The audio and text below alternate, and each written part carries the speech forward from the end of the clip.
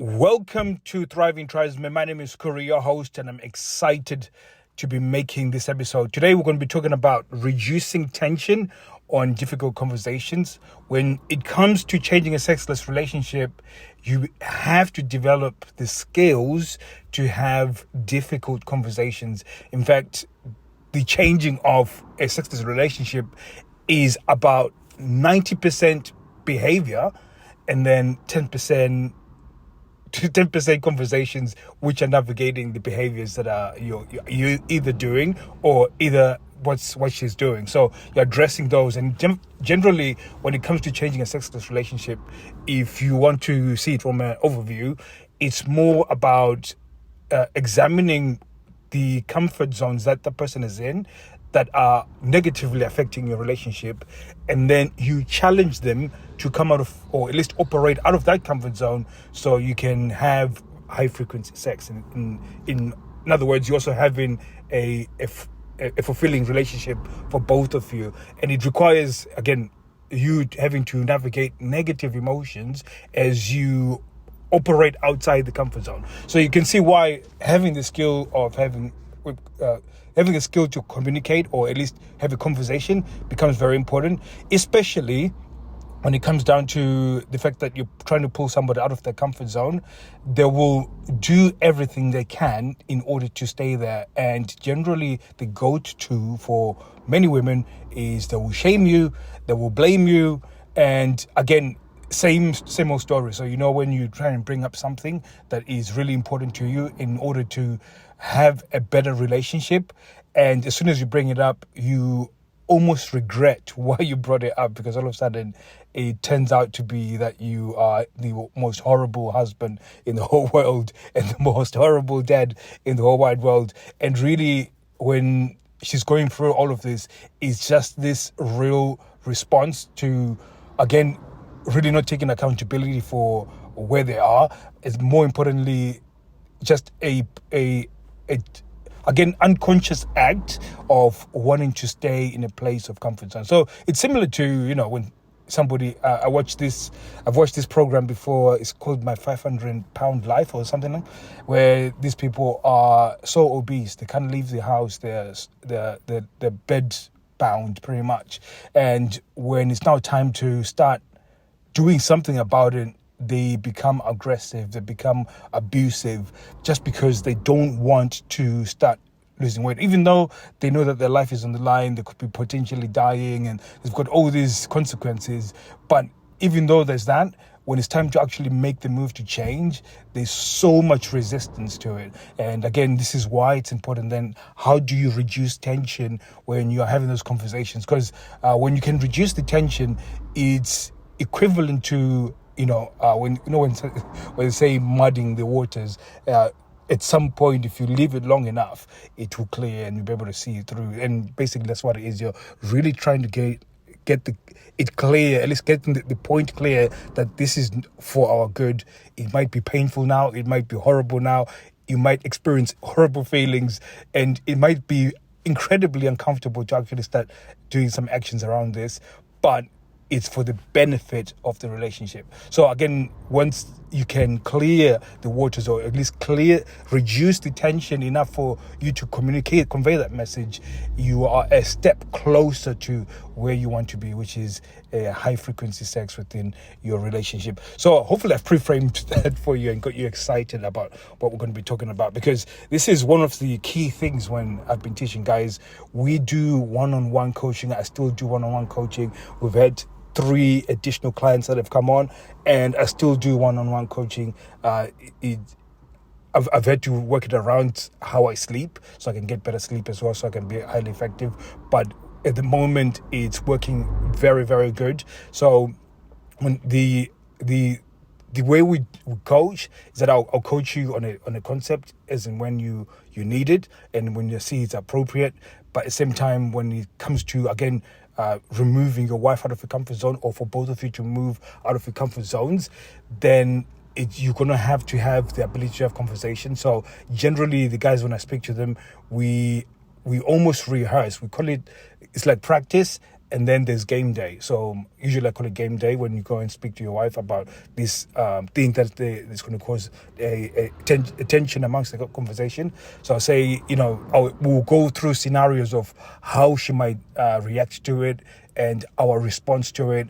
And what it does is just prepares you to have that conversation with a lot of confidence because you've seen it before. And this is very, very important when it comes for my guys. And this is one of the reasons why we pretty much have 100% success rate when it comes to changing relationship, in fact, empowering guys within their relationships. So really, without any more pre-framing, we're just going to go straight into it. I want to try and be as quick as possible because I am absolutely boiling in this car and I don't want to run the engine because I've listened back to some of the episodes I've done where the engine is running and I'm trying to get the aircon. I don't like that background noise. So today I'm going to spare you the background noise and take one for the team. I'm already sweating like a fat lady in the disco. I'm so sorry. That was very horrible. Anyways, so when it comes to having a conversation, especially I think as an example, we use sexual discomfort because that's probably one of the most important conversations that you guys need to have if you are outside of our community. Most of you guys, you want to talk about the actually having sex, but sometimes it's better to tackle the actual problem. And the actual problem in a relationship is that when it comes to sex, when you initiate or when you are in a sexual interaction and there's some resistance, it's because she's got sexual discomfort. So it's now just uncovering why she's got sexual discomfort. So the statement that you would normally say, or at least I would coach you to say, is to go around saying, okay, before you say the statement, there's a few things that you need to have, you need to understand. So when it comes to having a conversation, the key thing is to have what we call neutral state. What that means is that when you have this conversation, because you're asking her to operate out of her comfort zone, to some extent you're putting a spotlight on the fact that she's not putting investment into the relationship, it's going to cause her to get to a place where she feels defensive. And in this case, where you're now challenging her to operate out of her comfort zone, she will take the path of blaming you. And this is a tactic to deploy now to derail you, but it's not a case that she's thought about, okay, this is how I'm going to derail this guy. It's just a human response that she's learned over a period of time, that she will blame you. In fact, usually she'll shame you first, and then she'll be like, "Oh, why are you talking about this? Why are we having this conversation now? Like, look at you having this conversation right now. What's wrong?" So they'll try and shame you out of having that conversation. It's a ploy that us as human beings, that if we feel uncomfortable, we try and shame somebody out of it because shame is such a strong emotion to invoke in somebody. And when you power through that, they will then blame you. So I'll find something horrible about you so I can make it equivalent because you're putting me on the spotlight. And then the next bit is when, again, one last and final resistance would be wanting to walk away or storm off or whatever. So really, when it comes to these bits that this person is responding with, if you have a neutral state, meaning that you don't respond to it, then what will tend to happen is that it still leaves the pressure on that conversation.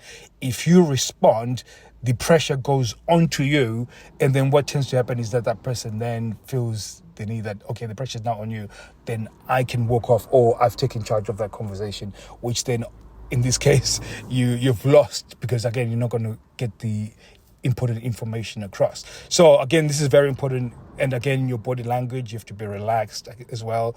You're not tense, because again, if you're tense and nervous, she'll pick up on that energy and therefore respond to the energy more than what you say. Again, 97% of our communication is non-verbal. So again, having a neutral state, having very good body language, meaning relaxed, having a very good voice tone. Again, when it comes to voice tone, is very important. If I was trying to get my point across right now and I started speaking like this, like I'm not really sure if you are listening to what I'm not really sure if you can see what I'm saying, that all of a sudden, because you feel unsure on what you're saying, all of a sudden she doesn't want to hear what you have to say. So again, all of this becomes very, very important to have good neutral state, have good body language, good voice tone, and as you communicate in your position, you're standing firm regardless of how negative this conversation goes. Now, because you're going to get this tension, there's a statement that will come out. So, for example, if that person is shaming you or blaming you and trying to deflect, they will say something. And my key thing, what I usually say is, I get what you're saying. I see why you're feeling this way. Help me understand. Now, this is extremely powerful. Now, gentlemen, extremely powerful. Now, like I said, the scenario, let's make a scenario. The scenario is that we're talking about sexual discomfort. Like, I can see that we haven't had sex for a while, and it's nobody's fault. There's reasons why I would like to have sex. I can see that you got some discomfort around it, and that's okay. And again, really being saying that's okay is just really, you're not minimizing the thing, but you actually, none of you know how to build a relationship of high frequency. If you did, then again, you'd be having this conversation. So again, really pointing out the fact that, yeah, you both fucked up, basically, is very important, because again, it doesn't shift blame. It's a good way of getting in. We call this pre-framing. When you pre-frame that conversation, it then lowers a little bit of the barrier. But at the same time, then when you put the fact that she's got sexual discomfort, and say, I can see you're comfortable with me initiating sex. Help me understand why that is. Again, at this point, if you're still early on in the conversation, she might still go through down the shame, blame, trying to walk away scenario. And again, all of this, as long as you maintain a neutral state based off of what she says, and usually what she'll say is like, oh, here we go again, we're talking about sex again, you're always talking about sex, or you talk about nothing else but sex.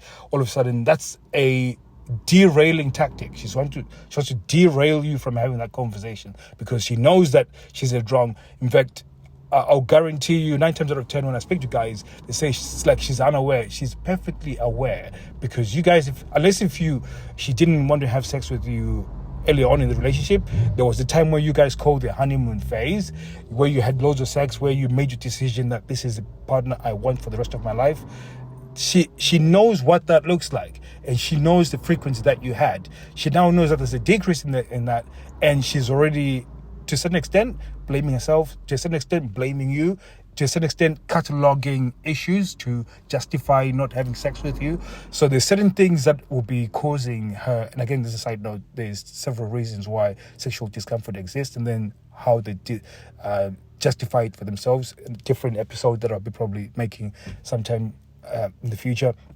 But yeah, there's this justification in their mind of why we're not having sex, and what the reasons why it's okay for you guys not to have sex. And this is why it's a lot easier for us to change things, because as soon as we understand what she says, it gives us an idea of how to really just dismantle some of these things that are holding her back from actually being the wife that you want. So in this case, if you highlight the fact that there's this discomfort that she's experiencing, and you want to understand this, she will go through this process probably of trying to shame you, and then she'll blame you. And this is the case where, you know what, you don't do enough around the house, you don't help around enough with you never doing this, or you never take me out for dinner dates, and therefore, so these are all justifications for not wanting to have sex. Or in her mind, again, this is just one side of it. There's other people that have actual other issues that might be ways of justifying why why I'm too tired. There's different mental health issues. There's so many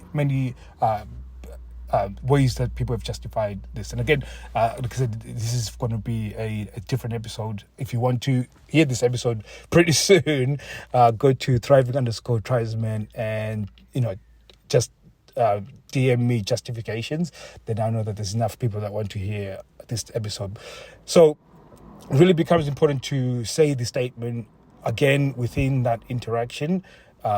Usually we can say why. So for example, if they give you a reason of why they feel this discomfort, is you validate the emotions and say, I can see why you feel that way, but just help me understand how it has come about, for example. And really, it's just another version of, or at least it's an upgrade from where we used to be. We used to call it the 5 whys.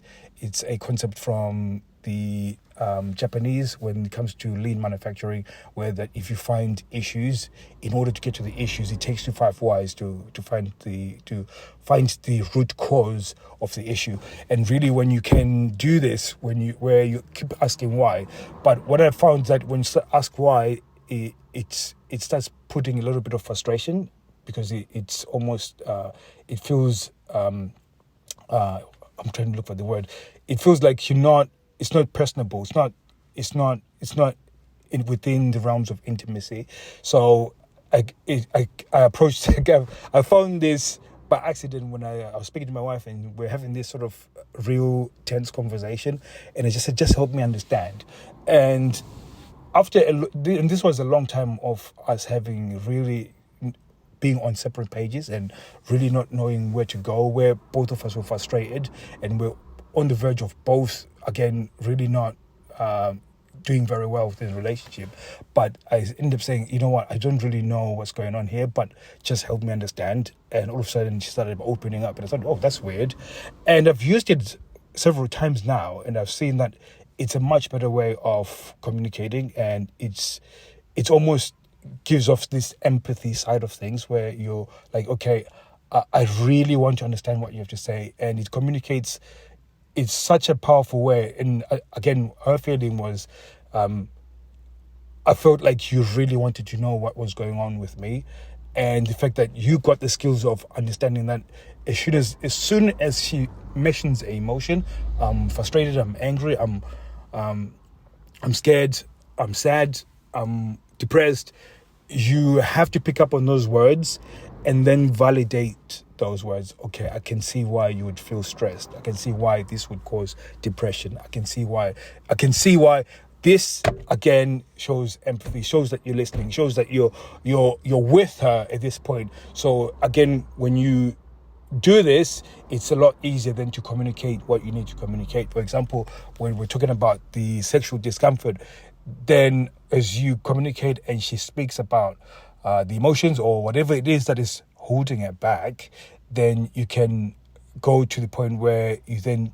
talk about how do we move on from here. So the moving on from there would be most likely to be a conversation of what can we do in order to fix this. And again, this is more of a case of, again, sometimes when you say, what can we do? It's more of a case of checking to see if she's going to be willing to move on to the next step. Again, when it comes to changing stuff and really changing behavior, a lot of the times it comes back down to, as a visual, it's like being on a train and you know the destination where you want to go, fulfillment, high frequency sex, that's the destination I want to go. You're already on the train, she's on the platform. The only thing you can do is offer her the opportunity to change. What you don't want to do is drag her onto the train and say, well, this is where we're going, you're going to come with me. Because if she does, she's going to be kicking and screaming all the way there. And this is where you start building another negative association around that thing, which makes her not want to do it anymore, which still goes in under the realms of being a dutiful wife and doing chores. So this is a very, like I said, I think this is quite a massive. I was going to just make a quick episode around this. I've just realized that some of the points that I wanted to make, I can't even make now because it's already almost 18 minutes into it. But what we're going to do is stop it here, and then on Friday, when I'll release another one where I continue on from here, where I'm just going to go through the 3 different points that you're going to do as you having this conversation. But for now, you now know that as you are talking about sexual discomfort, you can talk about in the realms of that. Okay, I can see where we are right now. This is the pre-framing. I can see where we are right now in our relationship. This is where I would have hoped for us to be in terms of the relationship. So we're here where we don't have a lot of sex. Again, it's not anybody's fault. We don't have the skills to have that right now. So in order for us to do that, help me understand what's holding you back. And generally, this is going to start the conversation as she communicates the emotions and whatever is holding her back, you validate that and say, I can see why you would feel that, and I can see why this is bothering you and is causing you to not want to have sex. Then this is where you say, how do we fix this, or what's the next steps in order to get you to the place where you feel comfortable, for example. And then that again you can talk about. Now 9 times out of 10 she might spew some bullshit like, let's go to movie nights and so on, but some of that could be important, because you participating in that could be you just showing a bit of momentum, you showing a bit of initiative, and then you start driving it towards, these things that are important, which is, the seduction, the attraction and seduction stuff, which I've detailed in other episodes, and then detail on future episodes as well. So again, if you want to learn more and you want a custom seduction blueprint, free seduction blueprint, go to Thriving_Tribesmen and type in community, and then I will know that you've come from this episode, and I'll be able to send you information on how to get that free seduction blueprint. So thank you very much, guys. Be seeing you guys soon. Take care.